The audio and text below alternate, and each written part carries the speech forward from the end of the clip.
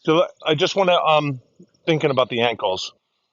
Um, uh, Talk about falling and preventing falling. And particularly, we were talking about your kind of turning the ankle, walking around, taking a hike, whatever it is. And in your case, you have like a strained ankle or maybe sprained ankle or whatever. And you have one through surgery, but you're kind of in the same boat. And of course, with your ankle in recovery, you might be a little bit more likely to twist an ankle or have a event or a near event just because you're babying one and it's not strong. And when you go to use it, it gives out, so it's just a little harder for you to do, or more likely that you'd get yourself into a little bit of trouble. And you already did. So my question was, when that event happened, did you fall? And you said no. And it's very easy for us to go, oh, good. Like you only twisted, at least you didn't fall. But I wouldn't say that that's necessarily good. What we want to do, I think, as human beings, but certainly as martial artists, develop the skill of falling, right? Ukemi. And as you guys already know, there's a whole bunch of ways to fall in different versions. And is it a break fall or a roll and these sort of things, and rolling to the side and the front and all that kind of stuff. And if, let's say, I'm in this moment of, turning my ankle, this is super slow mo, but in this moment, and if I reflexively and urgently, desperately fight for upright and balance, I might add strain to the system, in this case, probably the ankle or the vicinity, and actually cause an injury because I'm so reflexively defending my upright, this um, grand bipedal experiment. But the martial artist who can welcome the ground might at some point recognize, oh, the fight for balance is over, which is a constant fight. And, I'm constantly working to maintain and improve balance, recover balance. And then in terms of martial arts stuff, I'm working at degrading yours. That's what I'm doing. Improving mine, degrading yours, constant challenge, right?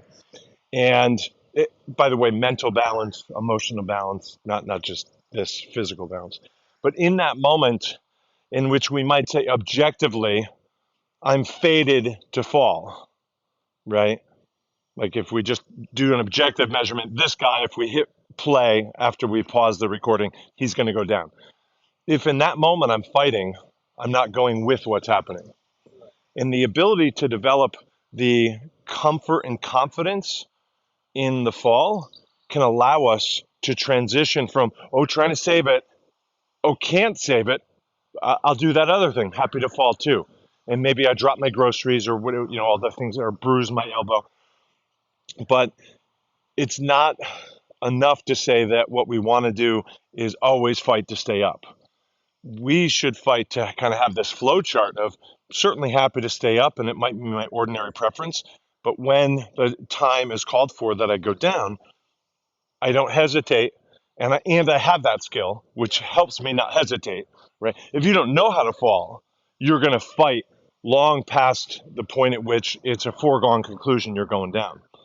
And so it may be, I don't know in your case, but it might be that you hurt yourself more by doing the good thing of having stayed standing. Like I asked you, did you fall or not? And there's a sense of pride, like, well, I didn't fall, right? And I'm not saying in your case this is the case, but maybe that was a case of you should have taken the fall.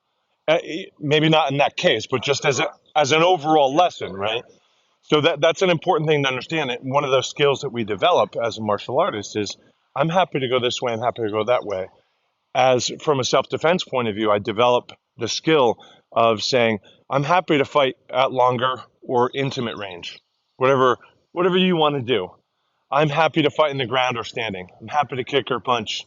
Have weapons? Sure. Happy. Oh, no weapons? Fine. Happy to punch and kick. Like, I don't want to have a preference that you can take advantage of. I want to have skills in all those areas and confidence. Now, certainly, I have things that I might default towards and actually be better at, but that's part of what I tell myself in terms of my training.